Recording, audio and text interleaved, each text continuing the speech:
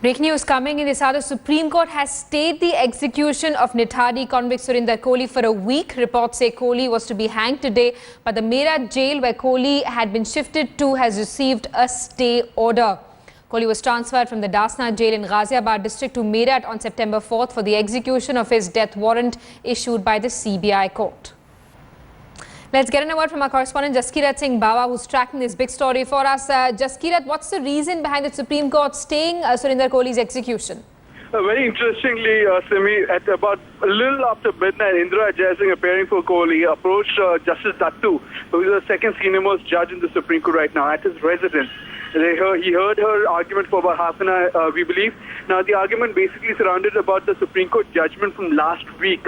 In this judgment, the Supreme Court had held that a review petition for death penalty has to be heard by 3 judges in an open court with a minimum of half an hour being given for arguments, trying to, of course, put a proper check and balance in place before the execution decision is final for anyone.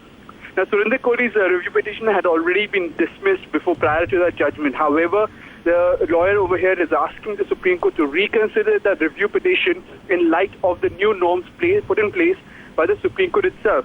Agreeing to that in terms of just to agree to consider this plea. Now, the decision has not yet been taken on whether or not the review petition will be considered.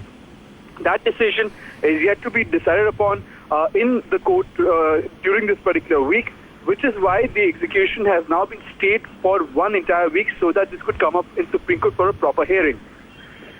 All right, Jaskirat, thanks so much for that update. Jaskirat taking us through developments in the death sentence of Nithari convict Surinder Koli.